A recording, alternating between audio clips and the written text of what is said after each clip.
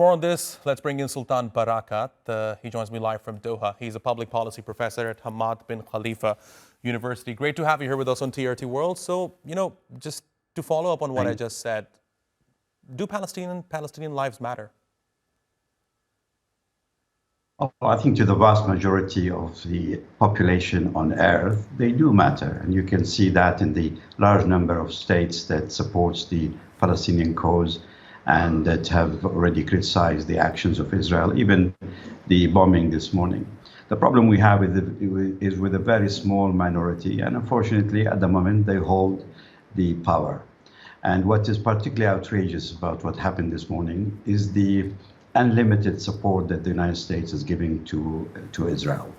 The statement by President Trump and by his spokesperson are very, very disturbing. The continuous use of rhetoric of all hell will break loose and bringing hell to the Palestinians and all this is not just not helpful, it's actually counterproductive for any potential of resolving the issue in anything but this sort of massacres. So I don't think it's an issue of the world not valuing Palestinian life. It's the ability to do so, to protect, is unfortunately in the hand of the few, and those few are totally skewed onto the Israelis' agenda. And what is really sad about it is it's not even the Israeli agenda. It is Netanyahu's almost personal endeavor. Right. He's got his own objectives. He has chosen this particular incident today. He's chosen to break the ceasefire based on his own calculations.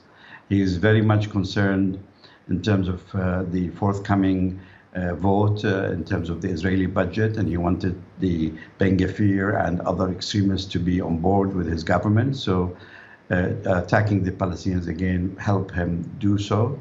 Exactly. He's also Professor, if I may, I want to expand on Benjamin Netanyahu's agenda here. I mean, he has made it very clear that he's not interested in the release of hostages because by attacking the Gaza Strip, he's also endangering the lives of hostages because the captives are still there. That's A. B.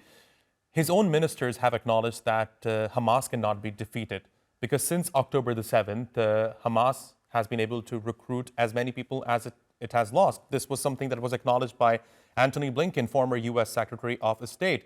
So what I want to understand, what is Netanyahu's end game here? Because certainly with attacking the Gaza Strip, he is not securing the release of hostages or removing Hamas from there. Aside from his immediate objective of maintaining his own power and his presence as a prime minister, I think the ultimate aim for him and for the ultra-right in Israel is to push the Palestinians out. They need to reduce the population of Palestinians between the sea and the River Jordan by approximately 2 million people one way or the other, just in case if there is a push in the future for a one-state solution, then the Palestinians maintain a minority. If for any reason things change and there is an independent Palestinian state, then it is also of a population that is smaller than we know at the moment, in order to allow for the possibilities of a resolution with the Israelis. So his ultimate aim really is to push them out. And you could see now with 15, 16 months of war, he's managed to turn the whole population of Gaza, 2.4 million people, into a mobile population. They displaced them repeatedly, more than once. The current attacks took place in places where people have just returned after so many months of displacement. He's made them ready really to move one way or the other, and to be able to do this population transfer, which again, unfortunately, is now encouraged by the rather foolish statements made by the American president. He has now launched into a new wave of war, and he has chosen to not implement the ceasefire agreement that he and his government has agreed to. He has agreed to a three-phased ceasefire. The first phase went relatively okay, despite all the difficulties. All the hostages that were promised in that phase were released. Israel, to some extent, met its conditions. and they were due to move into phase 2.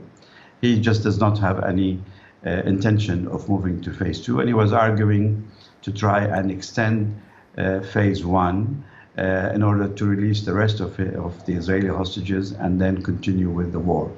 He's just not going to stop, I think, unless made to stop. And this has got to be done by the international community, and in particular, the Muslim world and the Arab world has got now to take an action with these attacks happening in the middle of Ramadan. Professor Sultan Barakat, thanks very much for joining me here on TRT World. Really appreciate your taking out the time.